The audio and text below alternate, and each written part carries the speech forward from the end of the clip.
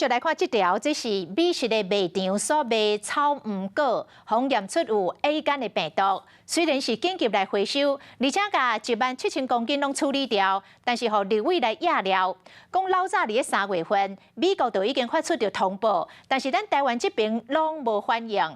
石榴树是出面来背回讲，这个美国伫3月所通报的是冷冻草莓，讲这款的冷冻草莓，台湾并无进口，是石榴树家己扩大类检验，才查到这种草莓果喂着 A 肝的病毒。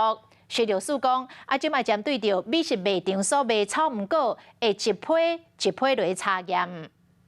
食药署一刻都没有慢下来哦。法院石榴树副署长林金富洪叫来开记者会，因为立委这期有 A 肝玫瑰消息，在了1个月前就已经知影。好事多被我们查获不合格的，它不是国际警讯的草莓，它是其他的综合莓果。美国发布了这个国际警讯的草莓，我先讲清楚，那个叫冷冻草莓。我们见微知著，扩大风险的管控，所以我们在边境上面针对各国有输入的莓果，一律加强查验。小树解说3月中接到美方通知，感染 A 肝是冷冻草莓，不是莓果，而且台湾无进口。不过嘛是启动莓果类的大调查，结果27号在边境就调查到来自智利莓果有 A 肝，所以来到市面调查。高雄卫生局嘛在4月11请美食卖场先把商品提掉，经过检验嘛检验出阳性。我们在关口就设下了栅栏，把它的抽验的这个比例增加。那也跟大家报告，好事多目前已经被食药署定为逐批查验了。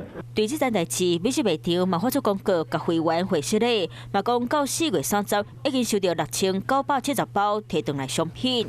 这段时间有吃到这个好事多莓果的，其实请不用紧张。为什么？因为其实吃到莓果之后，你真的得 A 型肝炎的机会是不高的。安怎感染的也唔知影，家己当先把 A 肝的莓果冻起来，卖互伊伫咧市面上继续流通。